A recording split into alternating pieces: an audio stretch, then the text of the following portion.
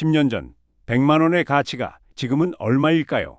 여러분, 충격적인 사실을 하나 말씀드리겠습니다. 물가 상승률을 고려하면 10년 전 100만 원은 지금 70만 원 정도의 가치밖에 없습니다. 그런데 은행 예금 이자는요?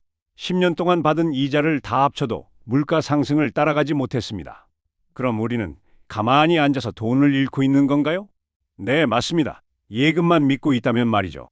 더 놀라운 사실이 있습니다. 지금 이 순간에도 여러분의 통장에 잠들어 있는 돈은 조금씩 가치를 잃어가고 있습니다. 아니, 그럼 어떻게 해야 하는데? 바로 이 질문에 대한 답을 오늘 여러분과 나누려고 합니다. 안녕하세요, 여러분. 오늘은 아직도 예금만 믿고 계신가요? 라는 조금은 불편할 수도 있는 질문으로 시작하려고 합니다. 걱정하지 마세요. 무작정 위험한 투자를 하라는 이야기가 아닙니다. 오히려 여러분의 소중한 노후 자산을 더 안전하게 지킬 수 있는 방법을 알려드리려고 합니다. 우리가 살아온 시대에 경제 원칙이 바뀌고 있습니다. 이 변화를 제대로 이해하지 못하면 열심히 모은 돈이 서서히 녹아내릴 수 있습니다. 지금 세계 경제에서는 아주 중요한 변화가 일어나고 있습니다. 바로 미국의 금리가 내려가기 시작했다는 것입니다. 금리가 내려간다. 이게 우리 생활에 어떤 영향을 미칠까요? 쉽게 말씀드리면 돈을 빌리는 비용이 싸진다는 뜻입니다. 대출 이자가 줄어들고 기업들이 투자를 늘리기 쉬워집니다. 이건 좋은 소식처럼 들리시죠? 시장 전문가들은 88% 이상의 확률로 금리가 계속 내려갈 것이라고 예측하고 있습니다. 2022년부터 이어진 고금리 시대가 이제 막을 내리는 것이죠. 그런데 여기 함정이 있습니다. 금리가 내려가면 우리가 받는 예금 이자도 함께 줄어듭니다. 지금도 은행 예금 금리가 2에서 3%밖에 안 되는데 앞으로는 1%대로 떨어질 수도 있습니다. 물가는 계속 오르는데 이자는 줄어든다. 이게 바로 우리가 직면한 현실입니다. 여기서 꼭 알아두셔야 할 중요한 개념이 있습니다. 금리 인하와 양적 완화의 차이입니다. 금리 인하는 그저 돈을 빌리는 비용을 낮추는 것입니다. 마치 대출 이자율만 낮춰주는 것과 같죠. 이것만으로는 시장에 큰 돈이 돌지 않습니다. 하지만 양적 완화, 영어로 QE라고 하는 이것은 완전히 다릅니다.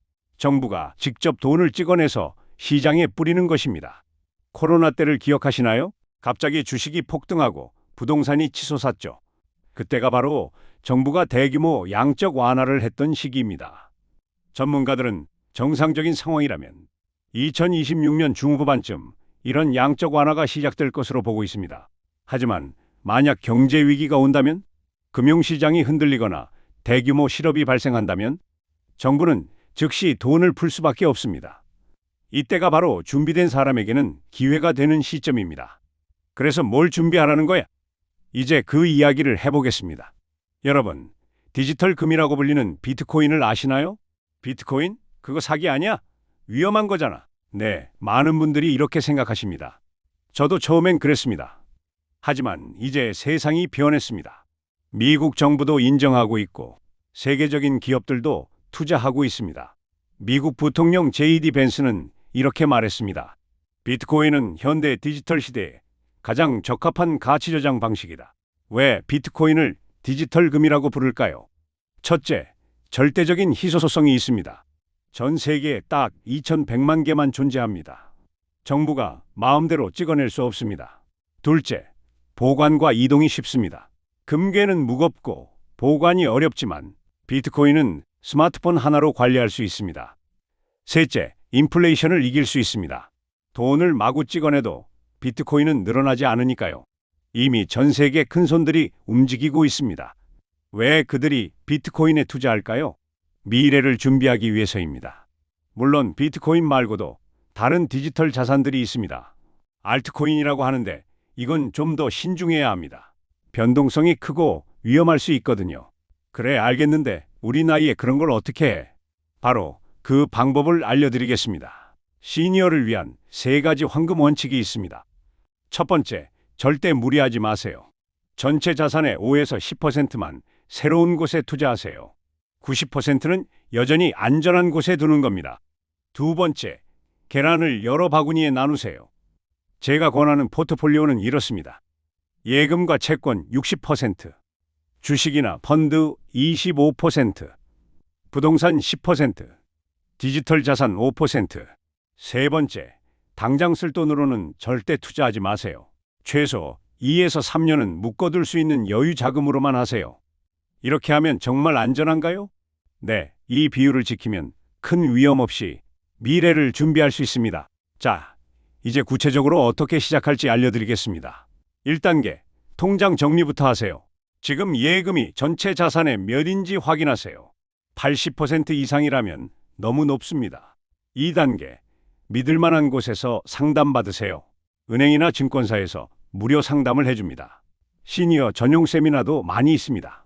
3단계, 월 10만 원부터 시작하세요. 한 번에 큰 돈을 넣지 마시고 적립식으로 조금씩 시작하세요. 절대 하지 말아야 할 세 가지도 있습니다. 대출받아서 투자하기, 100% 수익 보장 같은 사기 믿기, 잘 모르는 것에 큰 돈 넣기. 2025년 하반기부터 본격적인 변화가 시작됩니다. 2026년이 되면 더 큰 기회가 올 수 있습니다. 지금 준비하지 않으면 3년 후에 그때 시작할 걸 하고 후회할 수 있습니다. 마지막으로 이 말씀을 꼭 드리고 싶습니다. 변화가 두려우신가요? 우리는 전쟁도 겪고 IMF도 이겨낸 세대입니다. 못할 게 뭐가 있겠습니까? 다만 이번엔 조금 더 똑똑하게, 조금 더 준비해서 대응하자는 겁니다. 여러분의 노후는 여러분이 지켜야 합니다. 정부도 자녀도 대신해 줄 수 없습니다. 오늘부터 작은 한 걸음을 시작해 보세요. 그 한 걸음이 10년 후에는 큰 차이를 만들 것입니다. 아직도 예금만 믿고 계신가요? 이제는 답을 아시겠죠? 행동할 시간입니다. 감사합니다.